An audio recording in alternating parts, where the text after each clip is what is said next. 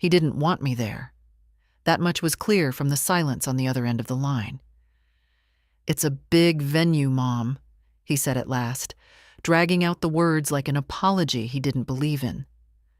"We'll have to see if there's room. Room. For me. At my own grandson's graduation." I stared at the phone long after he hung up. The blue screen reflected in the glass of the china cabinet behind me, where our old wedding photo still stood. George in his uniform, me in a borrowed dress, holding his arm like I held my breath back then. I remember his voice, calm and steady. "Elsie, don't let anyone tell you where your place is. You choose it yourself." He was gone now 15 years, but I still talk to him, especially on days like this, when our son sounded more like a stranger than family. I set the phone down and walked to the mirror. My reflection startled me. Wrinkled, yes. Neck gone soft, shoulders narrower than I remembered. But the eyes, they were the same. The same pale gray George used to say, "We're stormy when you're mad, and still waters when you're sad." Today they were tired, but not weak. In 3 days, my grandson Owen would walk the stage at the prestigious Winston Academy in Massachusetts. He'd be wearing a dark robe and one of those square caps, and the school orchestra would play some solemn tune. There would be photos, speeches, applause. His name would be called, and he'd walk out into his future, a future I helped pay for. It had been me who covered the private school tuition when their business went under. Me who paid for the violin lessons, the braces, the college test prep. When his parents said, "We just can't swing it this month," it was always me who stepped in. Quietly. Willingly. Not for praise, but because I loved him. But somewhere along the way, I became a shadow in their house. The woman with the old lady perfume, the unfashionable sweaters, the habit of asking too many questions. Somewhere along the way, I stopped being family and became a potential embarrassment. I opened the closet and looked at my dresses. Some were too tight in the waist, others too loose in the shoulders. I pulled out the navy one, not new but clean, with a little brooch, a small silver lily. It looked almost elegant. I held it up to my body and looked again in the mirror. Stormy eyes, steady shoulders, thin wrists. Maybe not elegant, I thought, but real. I'd go to that graduation, whether they saved me a seat or not, whether they smiled when they saw me or looked away. I'd be there, because I had been there, for every scraped knee, every school concert, every time Owen stayed the weekend when his parents went skiing or needed a break. I was not some guest to be tolerated. I was his grandmother, and I'd find my place, even if I had to bring my own chair. I called him again the next morning, hoping that maybe he'd changed his mind overnight, that maybe he'd say, "Of course, Mom, you'll sit with us. You're family." But instead, he let it ring 4 times and sent me to voicemail. No message. No call back. By lunchtime, I'd packed a small overnight bag. 2 dresses, my toothbrush, the cardigan I wore when the weather turned chilly in the evenings. It had begun to pill at the sleeves, but it was soft and smelled faintly of lavender. I added a book I wasn't really reading, something with a sunset on the cover, a story I already knew the end of. Then I took the envelope with the hotel voucher I'd printed myself. A modest place. 42 minutes from the school. Not the one the rest of the family was staying at. They hadn't offered to book me a room. I walked down to the bank to get some cash, just in case. Evelyn behind the counter smiled wide. "Going somewhere, Miss Elsie?" "Graduation," I said with a little smile. "My grandson's." Oh, how wonderful, she beamed. Are you staying with your son? I shook my head. No, I'll manage. She must have heard something in my voice because the cheer in her face faded just a little. She handed me my cash in a quiet bundle. Well, I hope it's a lovely trip. I hoped so too, but I wasn't sure anymore. By the time I got home, a message had arrived from Marianne, my daughter-in-law. It was short, almost pleasant in tone, which only made it worse. Hi, Elsie. Just checking in about Friday. Wanted to kindly remind you that seating is limited, and the school asks families to keep things simple.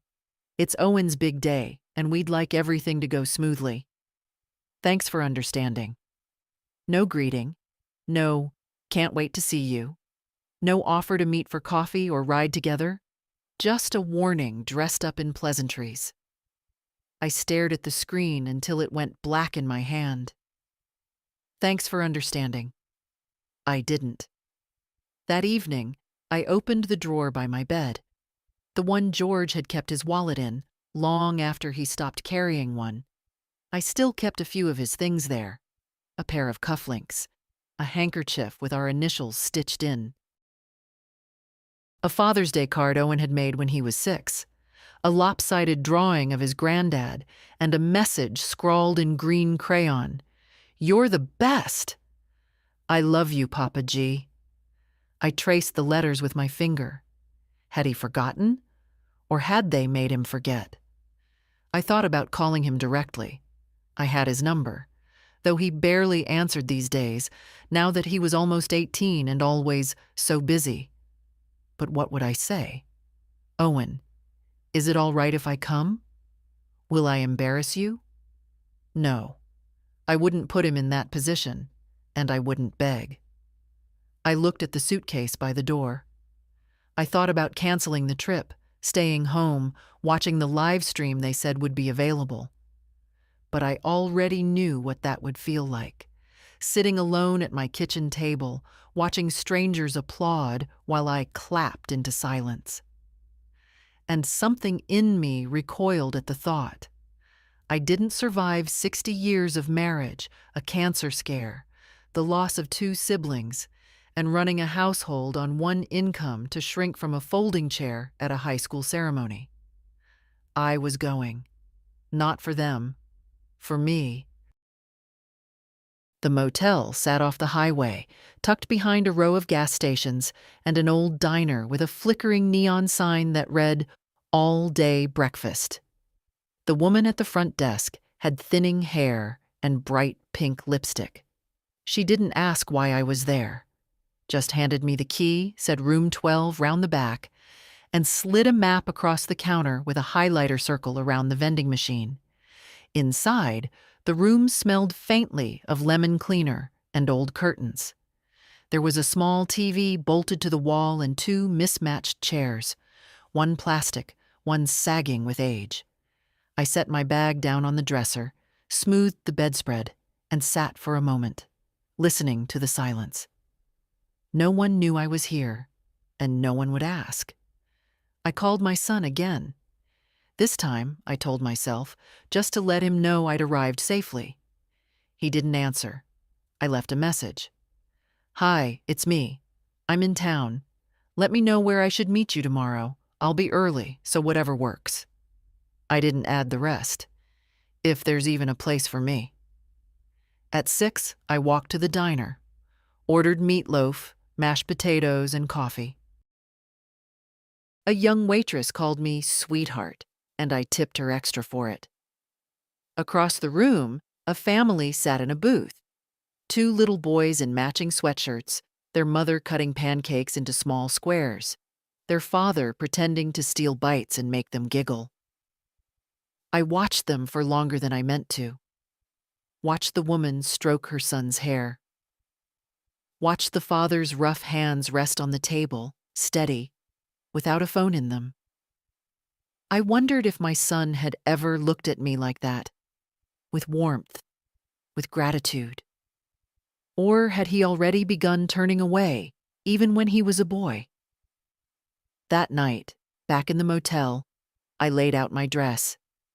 I used a towel to steam out the few wrinkles and hung it from the curtain rod. Then I took out the brooch, a simple pearl in a silver frame. George had given it to me the year Owen was born. "You're a grandmother now," he'd said. "You get to sparkle a little." It caught the light, just barely. I pinned it on the dress and stepped back.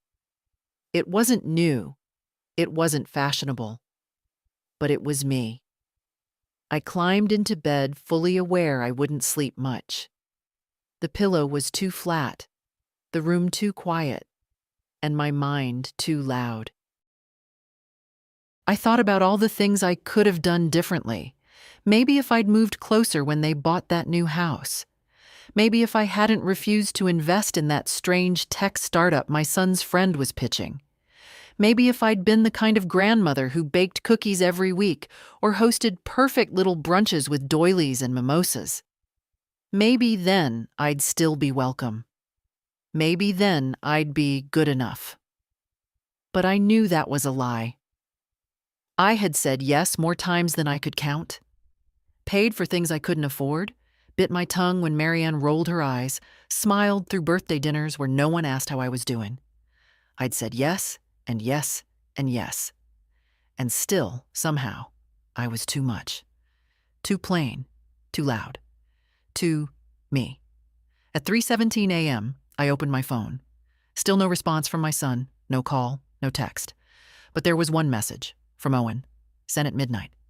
"Hey, Grandma, hope you got here okay. Big day tomorrow. Love you." That was it. Just a single line. But I read it 3 times. Then I turned the screen off and held the phone to my chest like a hand I could almost feel again. The next morning, I waited. I woke at 6, showered, dressed, and sat at the edge of the bed, hands folded, purse packed. The ceremony was scheduled for 10. I didn't want to be late, didn't want to rush, but I also didn't want to arrive too early and stand around like some misplaced coat. By 7:15, I called again. My son picked up this time, his voice groggy. "Yeah? It's me," I said. "I'm ready. Where should I meet you all?" A pause. Sheets rustled. I could picture him sitting up, rubbing his eyes, checking the time. "Elsie," he sighed. "We're already in town, at the campus hotel. It's complicated. Parking's a mess. I'm not sure there'll be room in our car." "That's all right," I said quickly. "I've got a taxi number. I'll meet you there." Another pause. "Well, actually, we were planning to go in early with Owen. He has to be backstage by 9, so..." I waited.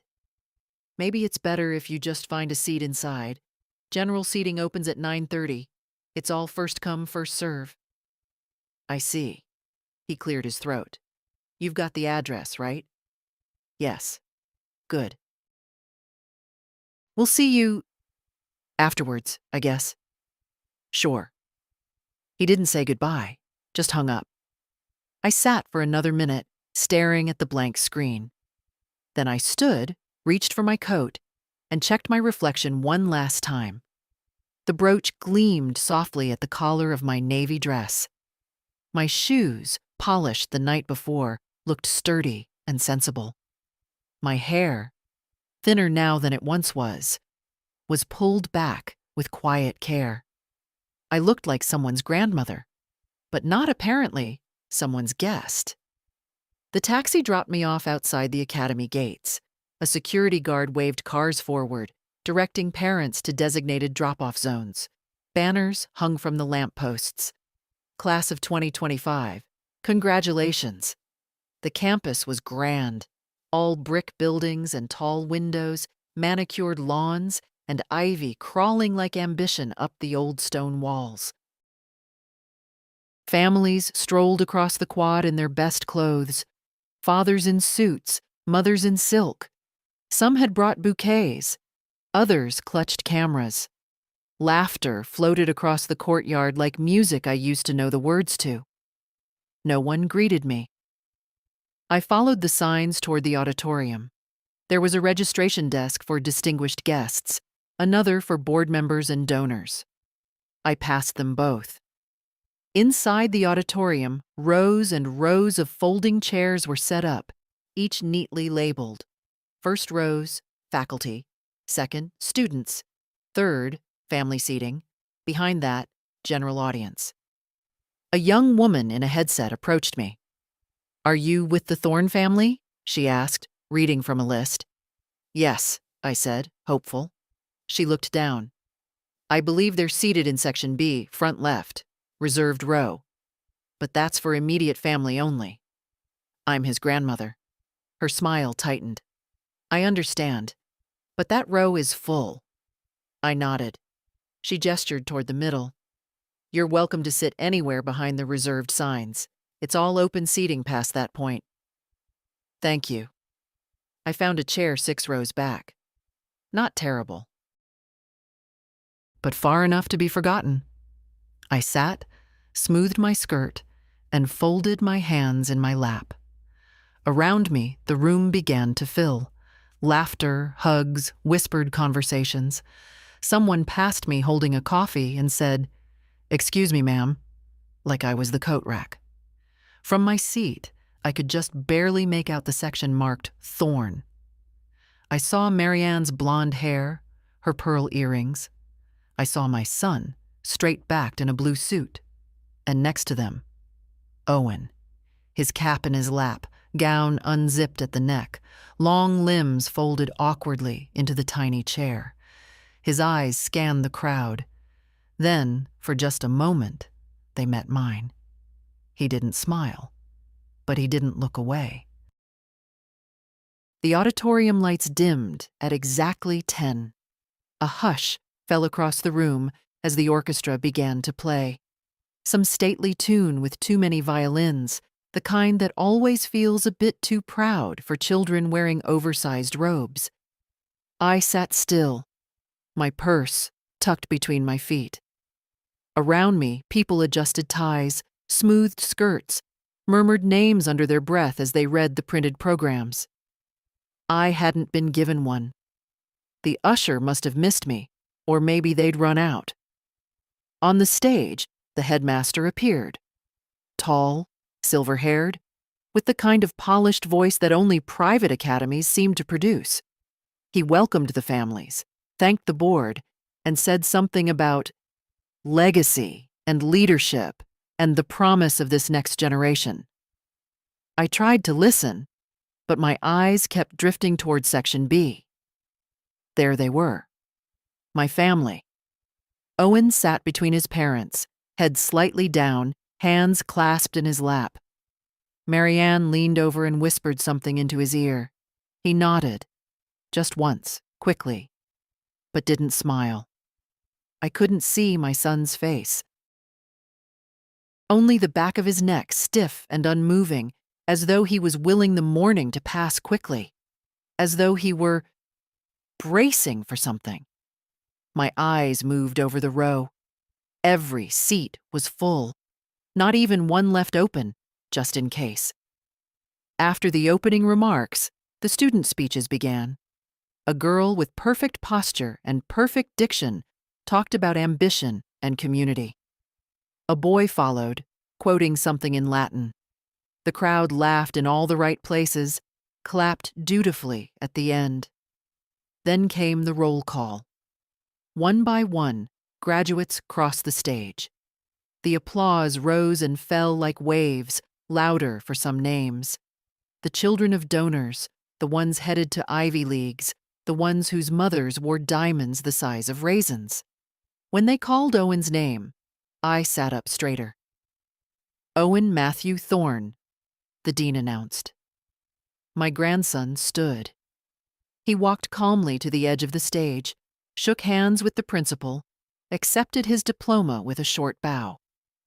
The applause was loud, not wild, but warm, proud. Marianne was already dabbing at her eyes. My son clapped, then leaned toward his wife and whispered something with a smirk. I saw Owen glance their way, then down at the diploma in his hands. He didn't return to his seat. Instead, he stayed at the microphone. There was a moment of pause, the kind that ripples across a room like someone dropped a fork at a funeral. Then he cleared his throat. "I wasn't supposed to speak today," he began. The headmaster looked puzzled. So did his parents. But I asked if I could, because I need to say something. He held the microphone with both hands, steady, despite the silence pressing in from all sides. "There are a lot of people I could thank. Teachers, friends, my parents, of course." His voice wavered slightly on the word, "of course," and I saw Marianne shift in her seat. "But none of this," he continued, "none of it would have happened without my grandmother." My breath caught.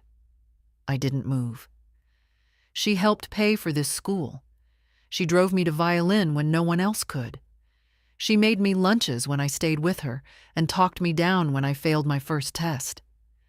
She told me I was smart long before I ever believed it myself. I saw Marianne's smile freeze. My son's mouth tightened. "And today, she's sitting somewhere in this crowd," Owen said. "Not in the front row, not where she should be. But I want her to know that I see her, and I love her, and I wouldn't be here without her." He paused, then looked right at me. "Grandma Elsie, will you come up here?" A sound escaped me. Not quite a sob, not quite a laugh. Something in between. All eyes turned, heads swiveled, people whispered, and I stood. My knees weren't as fast as they used to be, but I walked steady, purse still in my hand, brooch gleaming faintly in the stage light. Owen met me at the steps, held out his arm like a gentleman in an old film, and together we walked across the stage, to the front, to the place they said I didn't belong. The room didn't know what to do with itself. Applause began, polite at first, hesitant, like a question. Is this part of the program? Then, as Owen gently guided me toward the podium, the clapping grew louder. Not a roar, but something deeper, something real. I didn't look at Marianne. I didn't need to. I could feel her bristle from across the room, a heat without fire. My son sat motionless, his hands flat on his knees, as if by staying still, he could disappear. But I wasn't looking for them. I looked at Owen.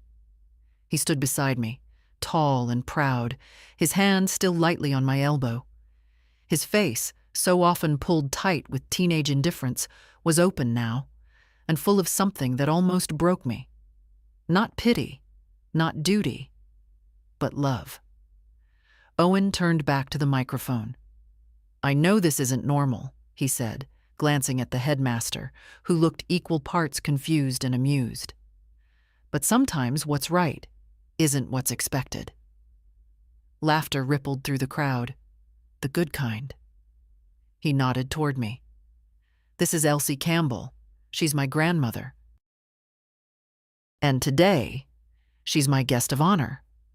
He stepped back and gestured to the folding chair behind him, one set up for a faculty member who hadn't shown, a seat on the stage, in full view of the audience, of the family section, of everyone. My legs felt shaky, but I moved forward. He pulled the chair out for me, and I sat, knees together, purse on my lap, hands folded over the worn leather. The stage lights made everything glow. I looked out over the sea of faces and tried not to cry, but inside me, something settled. Something long out of place had finally returned to where it belonged. They let the moment hang, awkward but lovely, before the principal leaned in, whispered something to Owen, and the ceremony resumed. Student after student filed across the stage, clapping continued. The orchestra played another too long piece. But everything felt shifted.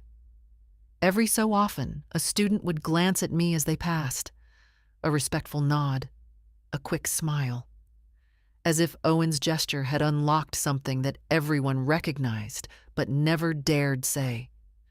We forget the ones who hold us up. From my seat, I could see everything. Marianne sat like a statue, her arms crossed tightly, jaw clenched. My son, beside her, glanced up at me once, only once, and then stared at his shoes. But I didn't feel victorious. I didn't feel smug. I felt like myself, seen, named, claimed. When the final student walked across the stage and the ceremony closed, the crowd rose to its feet. The graduates flung their caps in the air, a blizzard of black fabric and tassels. The orchestra swelled. Confetti cannons popped at the back of the hall, releasing a gentle shower of gold and blue strips. I stood slowly, Owen beside me. He leaned down and said, "You doing okay?" I nodded. My voice didn't trust itself just yet. "Good," he said. "You were amazing." I smiled at him, placed my hand on his cheek for the briefest moment. "So were you." The faculty began to file out, shaking hands, posing for photos. Families crowded the aisles, calling names, waving bouquets. A line began to form near the edge of the stage. Students taking pictures, friends hugging, proud parents holding phones high. I turned, meaning to slip away quietly. But someone stopped me. A woman I didn't know, elegant silver hair and a sleek chignon, pearls around her neck, reached out and touched my arm. "Excuse me," she said. "I just wanted to say what your grandson did. It was the most beautiful thing I've seen at one of these in years." Her voice trembled slightly. "I have 3 grandsons. Not one of them even called me this week." I nodded, unable to speak. Then another hand. A young man. "That was my mom up there with the camera," he said sheepishly. "She cried when he called you up. Said every grandmother deserves that." And then someone else. A teacher. A girl in cap and gown. A man who worked security and said, "Ma'am, you raised him right." Each face blurred into the next. Not praise, not exactly. But recognition. Connection.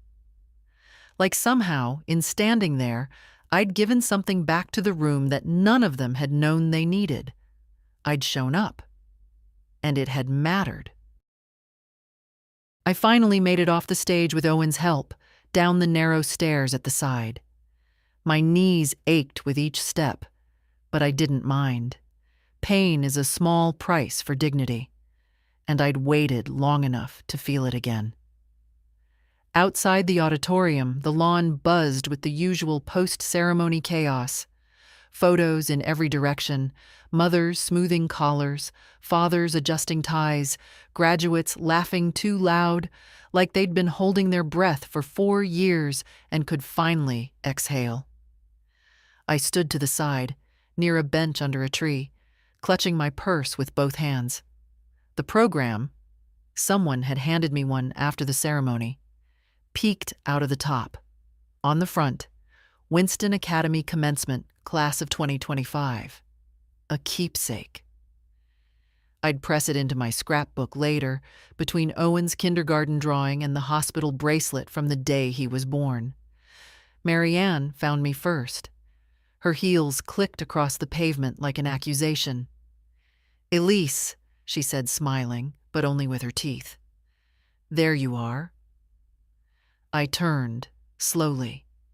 Here I am. She brushed a strand of hair from her face, though the wind hadn't moved it. "What happened in there? That wasn't planned." I gathered. "We were just trying to keep things organized," she added quickly, voice dropping a note lower. "There was a schedule, a structure. It wasn't personal." "I see." Her eyes narrowed slightly. "You have to understand how important this day was to Owen, to us. Everything needed to go smoothly." And yet, I said gently, it did. That silenced her. She shifted her weight. You know how teenagers are. Impulsive. He didn't even tell us he'd planned to speak. That makes it all the more meaningful, don't you think? Her mouth opened, then closed.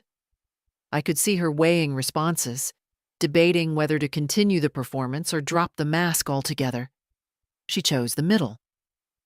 I just wish you'd told us you were going to make a moment of it. I didn't, I said simply. Owen did. Marianne gave a tight laugh. Well, he certainly made an impression. I nodded. Yes, he did. Behind her, I spotted my son, David. He stood a few feet away, hands in his pockets, eyes on me. He hadn't approached yet, not even when I walked on stage, not when the auditorium filled with applause. Not when Owen said my name into the microphone like a prayer. He looked tired, not physically, but the way men do when they've run out of excuses and know they'll have to face something they've long avoided. Marianne followed my gaze and touched his arm. David, come say something to your mother. He didn't move. She pressed again. David. At last, he came forward. Not quickly, not with joy, but because he had no other choice. Mom, he said. I waited. He cleared his throat. That was unexpected. I imagine it was. Silence stretched between us, then. You really should have let us know you were coming. I did, I said. 3 times. He blinked. And when I asked where to meet you, you said you'd see if there was room. I met his eyes. There wasn't. His mouth opened, ready with something, a deflection, an apology wrapped in self-defense. But he thought better of it. Said nothing. Marianne stepped in again. We're having lunch, a small thing, just a few families. You're welcome to join us. The word welcome hung there, bitter as aspirin. I have plans, I said. That surprised her. Oh? Yes, I said calmly. A friend invited me for tea. Someone who actually seemed pleased to see me. David looked down. Marianne tried again, this time with a tone she must have thought sounded conciliatory. Elsie, no one meant to hurt you. No, I said. That's the problem. No one meant anything at all. I turned to leave. I didn't need a ride. I didn't need their table. I'd had my moment. No, I'd earned it. And I wasn't about to let them fold it back into silence just to keep things tidy. Behind me, I heard Owen calling my name. But it wasn't panic or apology in his voice. It was joy. Grandma! Owen jogged up to me across the lawn, his gown flapping at his sides, cap tucked under one arm like a football. A dozen eyes turned, but he didn't notice or didn't care. His smile was easy, open, proud. He reached me, breathless, and without hesitation wrapped his arms around me in a hug that was real. Not performative, not rushed, not polite. Real. You okay? He asked, pulling back just enough to look me in the face. I am now. He grinned. I thought they might try to talk you out of it. They tried. He laughed, full, warm, typical. We sat down together on a bench beneath the large oak tree near the auditorium. It gave us a little privacy, though we were still within view of the clusters of students and families taking photos, drinking lemonade, clapping each other on the back. The crowd thinned a little now, most people already shifting from ceremony to celebration. They're furious, aren't they? He asked, not even bothering to disguise the amusement in his voice. Your mother is composing some kind of historical rewrite as we speak. Your father can't look me in the eye. Owen rolled his eyes. She told me this morning not to make things complicated. Can you believe that? On my day? I shook my head. I thought about not going through with it, he admitted. Saying nothing, just letting it all pass and thanking you after. That would have been enough. No, he said, serious now. No, it wouldn't have. He looked down at his hands, long and steady, the nails clean and filed. A violinist's hands.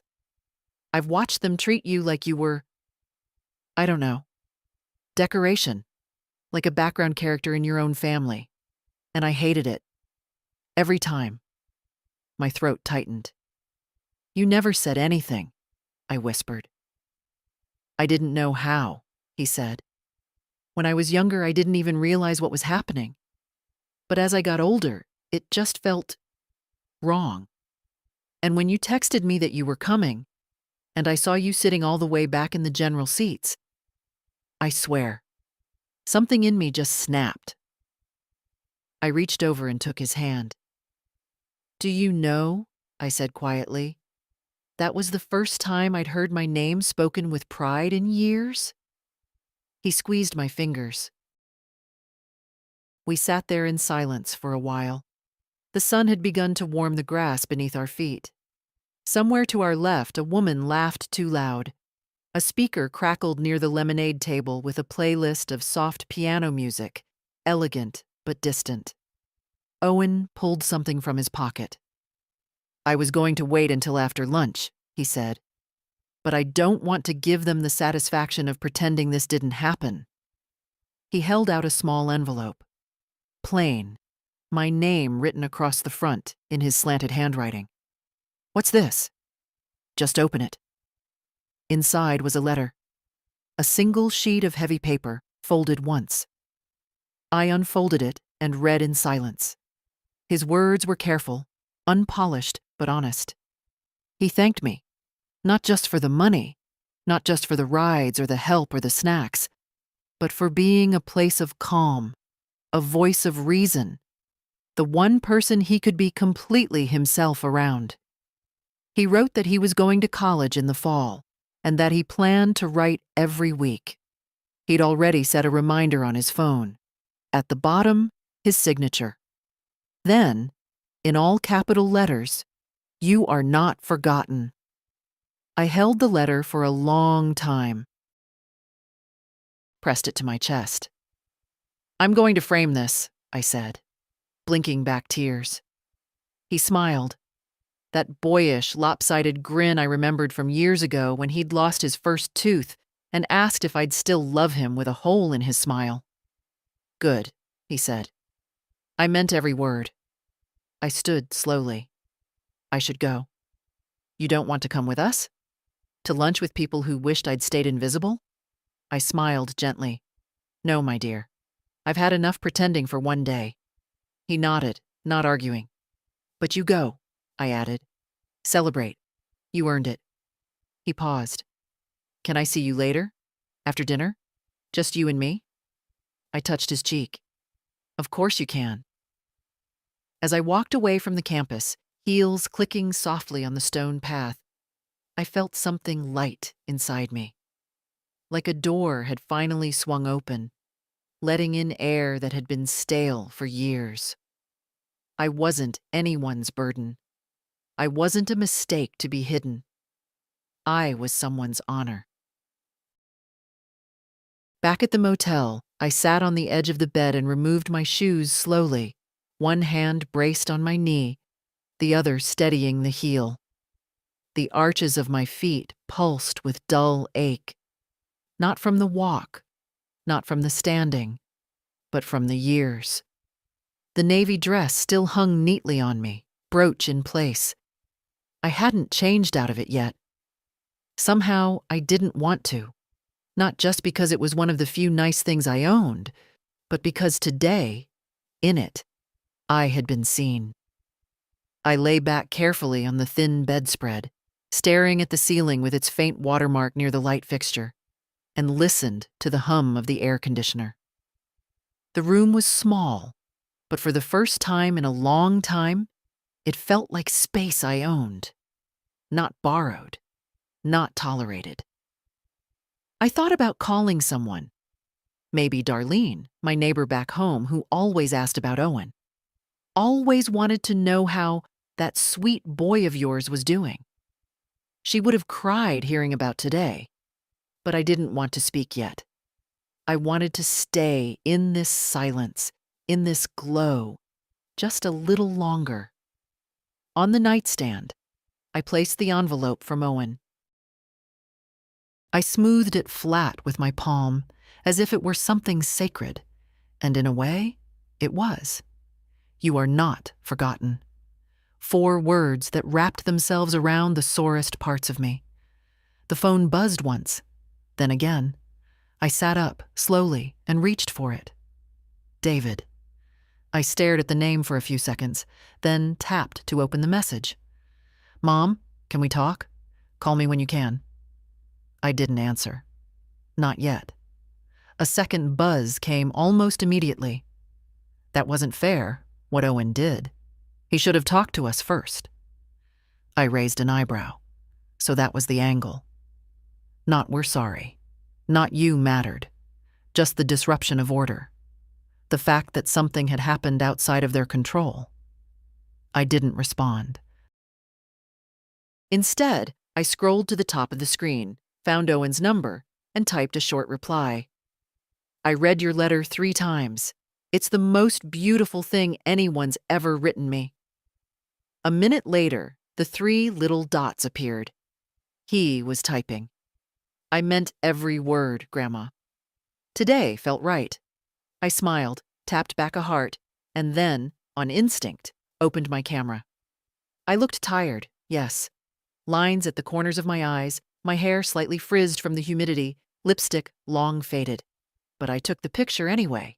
Me, in my navy dress with Owen's envelope held gently in my hands. And I sent it to him. Proof of life. Proof of pride. Almost instantly, a photo came back. Owen, sitting on the steps outside the lunch venue, suit jacket off, tie loosened, his graduation cap perched on his knee. Wish you were here instead of them. Still can't believe they tried to pretend you weren't coming. I hesitated before replying. Then, they've been pretending a long time. I just stopped letting them. He didn't respond right away. And that was fine. Some silences don't need filling. I stood up, finally, and changed out of the dress. Carefully, folding it over a hanger. I hung it up on the curtain rod again, like it belonged there, like it had earned its place. Then I made myself a cup of tea from the motel's sad little offering, a single sachet of black tea and a styrofoam cup. Still, I sipped it slowly, like it was poured from a silver teapot in a grand hall. Outside, the parking lot buzzed with a few cars coming and going. A family 2 doors down laughed too loudly. Somewhere, a child banged on a soda machine with both fists, and I sat there, calm, quiet, real. This was not a victory lap. This was a return to myself. I didn't expect the knock. It came soft but quick, like someone trying to pretend it wasn't urgent. I looked through the peephole and saw David standing there alone, hands in his pockets, suit jacket draped awkwardly over one arm, like he didn't know what to do with it. For a moment, I considered not opening the door, just letting him stand there with his rehearsed speech and let the silence do all the talking for me. But something in me, not forgiveness, not yet, but curiosity, reached for the lock. He looked up when the door opened, startled, like he wasn't sure I'd answer. "Hi," he said. "Hi." He shifted his weight, glanced over his shoulder at the parking lot. "Can I come in?" I stepped back just enough. The room felt smaller with him inside. He didn't sit, just hovered near the little round table, eyes roaming the place like he didn't know how to be still. "I saw the picture," he said finally, nodding toward my phone on the nightstand. "Owen showed me." I didn't say anything. "He's upset," he added. With us. With everything. Good. David blinked. I figured you'd still be angry. I'm not angry, I said quietly.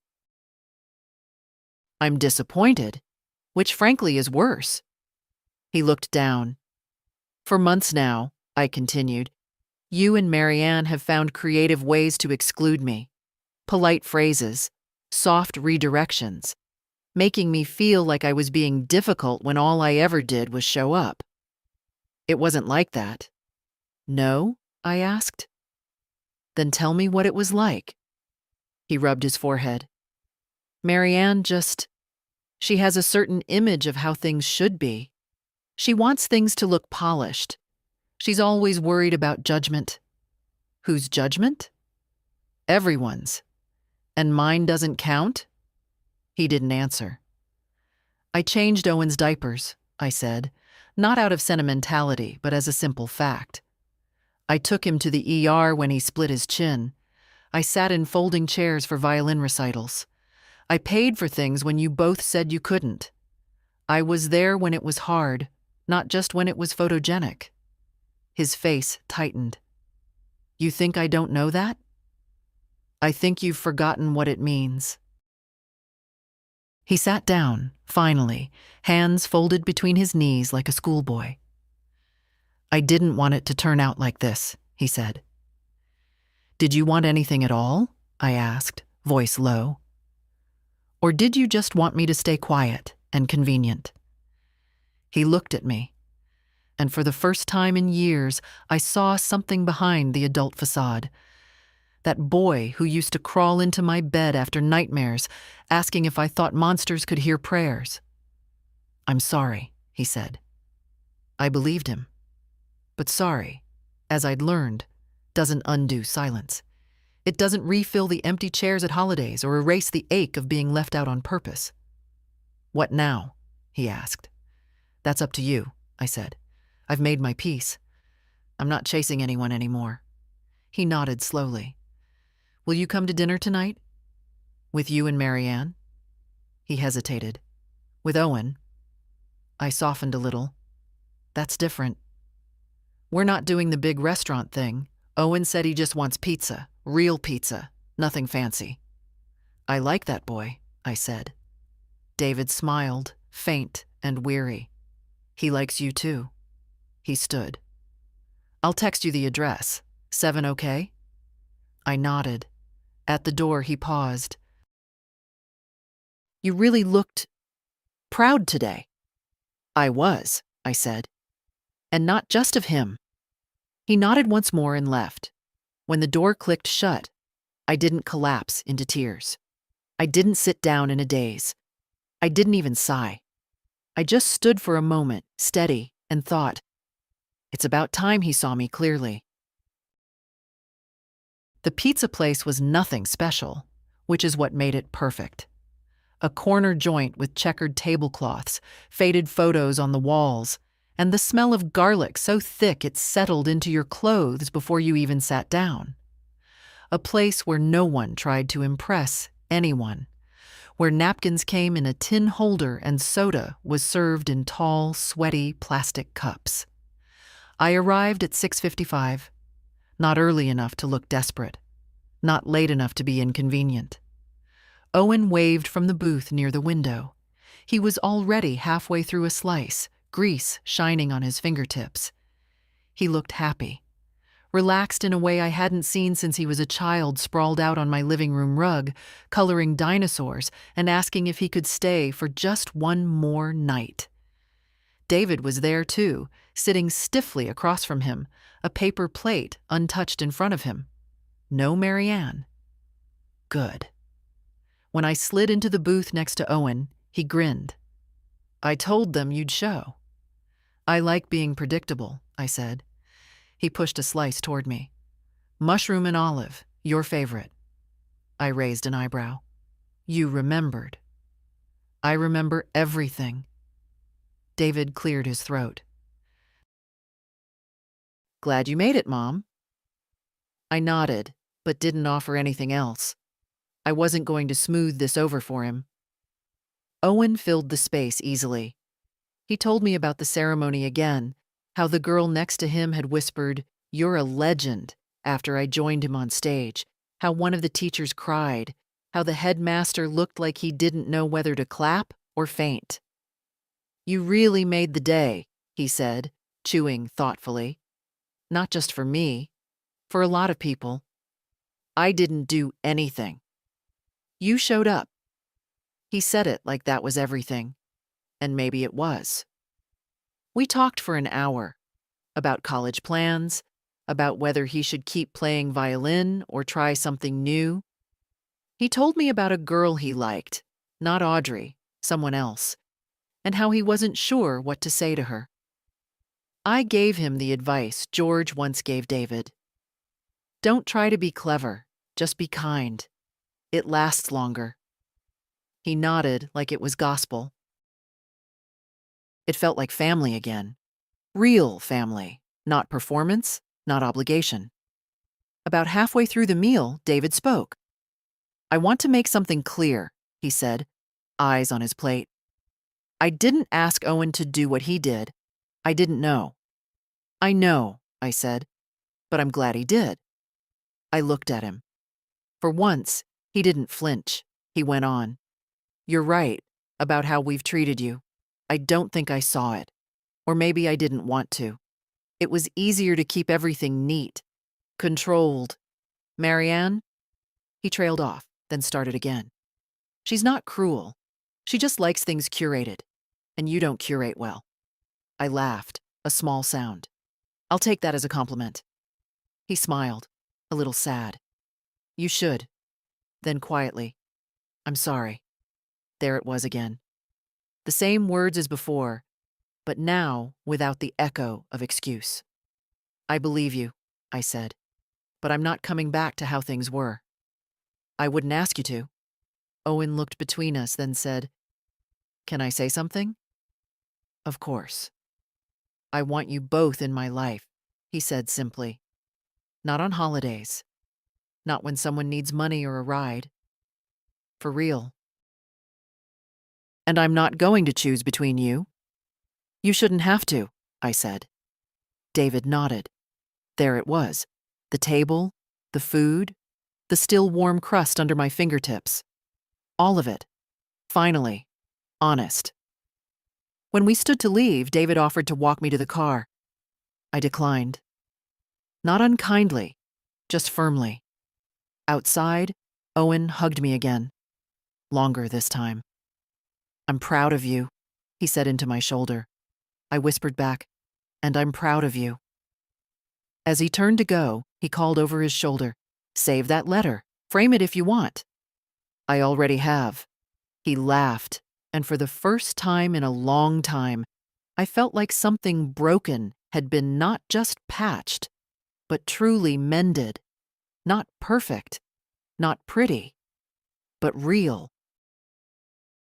I returned to the motel under a sky that had just begun to shift. That quiet hour when the sun starts to leave, but the streetlights haven't yet decided to take over. That thin, in-between light always reminded me of early motherhood. Half awake, half alone, carrying a child in one arm and fatigue in the other. The rooms smelled the same. Lemon cleaner and old AC. I slipped off my shoes and sat by the window, teacup in hand, though I hadn't boiled water yet. The hum of traffic floated up from the highway in soft, indistinct murmurs. Somewhere, a teenager laughed too hard at something dumb. Somewhere else, someone slammed a car door with too much force. Life. Ordinary and persistent. I glanced over at the navy dress still hanging by the curtain rod, its folds slightly wrinkled again, the brooch catching the last of the daylight like it was winking at me. I didn't want to pack it just yet. Let it stay visible a little longer. Proof that I had gone, that I had stood there, that I had mattered. The phone buzzed. This time it was a number I didn't recognize. But I opened it anyway. "Mrs. Campbell, this is Audrey." Owen's friend from school. I hope this isn't inappropriate, but I wanted to reach out. What you did today meant a lot to more people than you realize. I paused. I hadn't thought of Audrey since Owen mentioned her weeks ago. The library girl, the soft-spoken one. I hadn't even met her. Another message came in. My grandmother raised me too. She passed last year. I wish I'd done what Owen did. I didn't type right away. I let the words settle. Then I replied, "You still can. Speak their name. Live in a way that honors them. That's how they stay here." No response. But that was fine. Some messages weren't meant to be conversations. Some were simply acknowledgments in the dark. I see you. I remember. At 8:42, another buzz. This one I didn't expect. Marianne. I stared at the screen for a full minute before opening it. Elsie. I realize we haven't been fair. I'm not good at these things, but I want to try. I read it 3 times. Short. Careful. Vague. I didn't respond. Not yet. I didn't hate Marianne. I never had. But I had learned, over years of being quietly diminished, that not every apology needed a reception line. Some things weren't mine to fix. Instead, I pulled Owen's letter from the nightstand and unfolded it again. The creases were already softening. I ran my fingers along the lines, feeling the slight ridges where his pen had pressed deep into the paper. You are not forgotten. There was a time, not so long ago, when I would have traded every dollar in my savings just to hear those words, to feel like I still had a place. And now that I had them, I wasn't about to give them away again in exchange for politeness. At 9:15, a knock on the door. I frowned. David had gone. Owen was home. Marianne wouldn't. Another knock. Quieter this time. I opened the door to find a delivery man holding a white paper bag. Elsie Campbell? Yes. He smiled. Pizza. Paid in full. Note inside. He handed it over and walked away without waiting for a tip. Inside, I opened the bag. One small box, still warm. Inside, a single slice of mushroom and olive pizza. Folded neatly on top, a napkin with a note written in thick black marker. For tomorrow, so you don't forget how loved you are. Oh.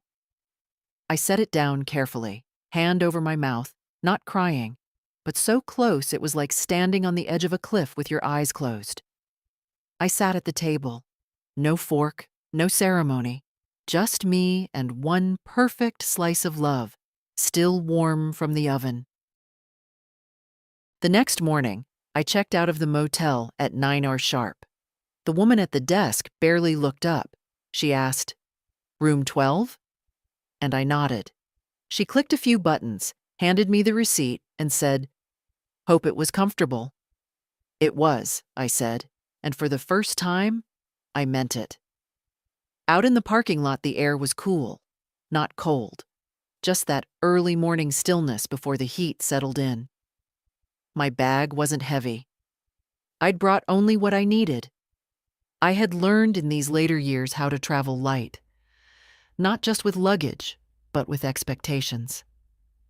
I placed the navy dress carefully in the suitcase, pressed the brooch into a soft pocket lined with a scarf, zipped everything up, and closed the trunk of the taxi. As we pulled away from the motel, I looked back once, just a quick glance. No nostalgia, no regret, just a quiet acknowledgement. This was the place where something shifted, where I stopped waiting for the world to make room and began claiming my space. At the train station, I bought a coffee, watery and burnt, but hot. I sat on a bench near the platform and sipped it slowly, watching strangers with too many bags and too many distractions hustle past like they were always 5 minutes late to the life they thought they'd planned. I felt still. That's the word that came to me. Not happy, not triumphant. Still, like a pond after the last ripple fades. The phone rang. Owen. Are you on the train yet? Not yet, I said. 10 minutes. Okay, I wanted to say thank you again. You already said it. Many times. Well, here's one more. Thank you for showing up. For everything. I know it wasn't easy. No, I said. But it was right. He was quiet for a beat. I wish I'd done it sooner. I smiled. You did it when it mattered. I've been thinking, he said. I want to come visit you this summer. Just me, not with my parents. Maybe for a few days? I felt the smile in my chest before it reached my face. You'd be more than welcome, I said. We'll eat badly and sleep in and play old music too loud. I love old music. I know you do. He paused again. Hey, Grandma? Yes? I meant what I wrote. Every word. I know, darling. A voice over the loudspeaker announced my train's arrival. I'd better go, I said. They'll be calling boarding in a minute.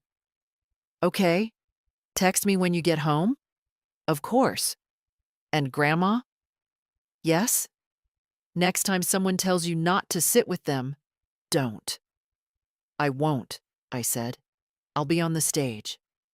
We laughed together, a sound I hadn't heard in years. Not just the laugh, but the together. After we hung up, I gathered my things and walked toward the platform. A woman about my age was standing near the tracks, fanning herself with a church bulletin. She smiled at me. Graduation weekend? She asked, nodding toward my suitcase and the cap, still pinned to my coat, from Owen's program. Yes, I said. Your grandson? I nodded. Mine too, she said. They grow up so fast, don't they? They do? She looked at me again, then said, You look proud. I am. We boarded the train together, and I found a window seat. As the engine began to hum beneath me, I thought about how easily we forget our place in the world, how we let others shrink us, slowly, politely, until we're just outlines of ourselves. But not today. Today I was solid, not loud, not showy, just real, just here. The train rocked gently beneath me, the way old memories do. Soft, rhythmic, not always comfortable, but never without purpose. I watched the landscape slide past in quiet colors. Barns and backyards, grocery stores and empty baseball fields. Little lives, each with their own aching silences and quiet victories. I thought of George. He would have loved what Owen did. He would have stood and clapped the loudest, maybe even whistled. That two-finger whistle I could never quite master. I could almost hear him saying it. That's our boy. The sun caught the edge of the window, warming my shoulder. I leaned into it. I didn't close my eyes. I wanted to stay awake for this part, the journey back. It felt important somehow. In the seat ahead of me, a young couple whispered to each other and passed a phone back and forth. I caught the flicker of a graduation photo. Someone else's triumph. I wasn't jealous. I was part of it. Not their story, but the feeling. The knowing. My phone buzzed. A text from David. Safe travels, Mom. Thank you for yesterday. I mean that. Short. Careful. But not empty. I considered my reply for a long time. Then typed, I hope this is the beginning, not the apology. A pause. Then, it is. That would have to be enough. Not a reset, but a reopening. A crack in a door that had been closed too long. When I arrived at the station back home, the platform was empty except for a teenager with headphones and an elderly man holding flowers with trembling hands. No one was waiting for me, and that was okay. I took a taxi home. The driver didn't make conversation, The ride was short, familiar. Every corner we turned had a memory attached.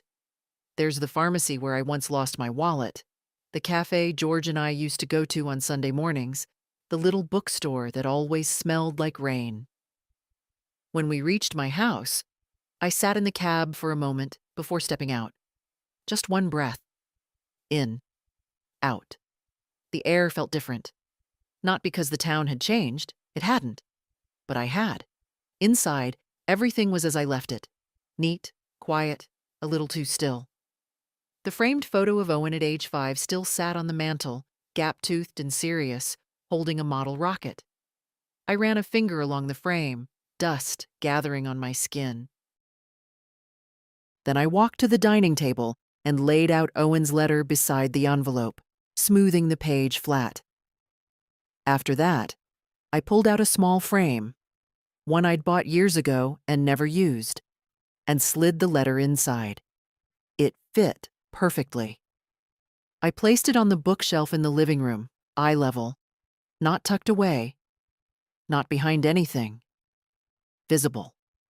That's where I'd keep it. I spent the evening doing small things, unpacking, washing the cup I left in the sink, feeding the neighbor's cat through the fence because he always came around dinner time. Ordinary motions, but each felt more solid than they had in years. And when I finally sat down, tea in hand, legs tucked beneath me, I didn't feel small. I didn't feel like someone waiting to be included. I felt like someone who'd finally stopped asking for permission. Because that's what it was, really. All those years of trying to be softer, quieter, less visible, of waiting for invitations that never came, of swallowing slights like they were part of the meal. But no more. Owen's voice, steady, unshaken, still echoed in my ears. She's my guest of honor, not a guest in the room. The guest of honor. And now, in this quiet house, I knew I would never be invisible again. A week passed, then 2. I didn't hear from Marianne. I didn't expect to. Some people only make space for you when the world insists on it, and even then, only for a moment. But David texted once more. Simple things. A photo of Owen helping him change a flat tire. A thinking of you on a Tuesday morning. Small repairs. Owen kept his promise. Every Sunday evening, like clockwork, a message arrived. Tried a new recipe. It was awful. I miss your grilled cheese. Started packing for college. Found that old comic book you gave me. I'm taking it. Guess what? The girl from the library texted me back.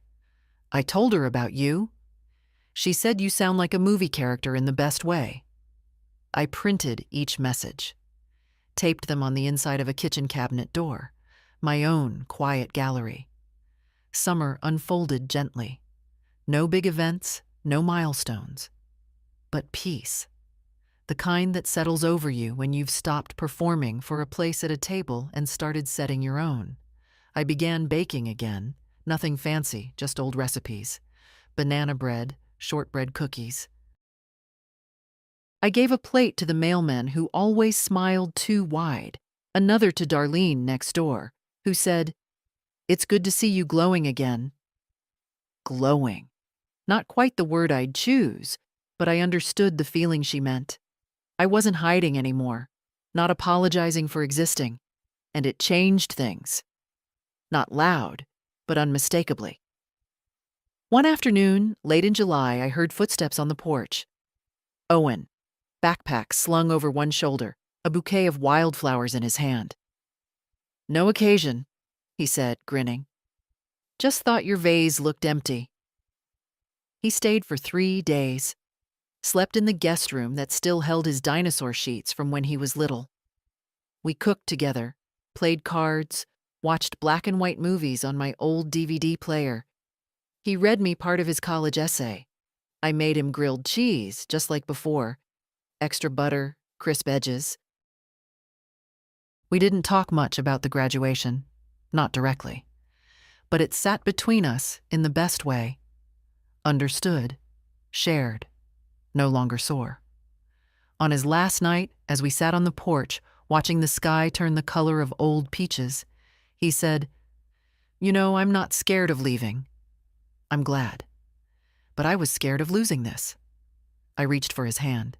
"You won't. Not as long as you remember who you are." He looked over. "You mean me?" "I mean us." He nodded, and for a long moment we just sat there. No need to fill the air. No need to explain.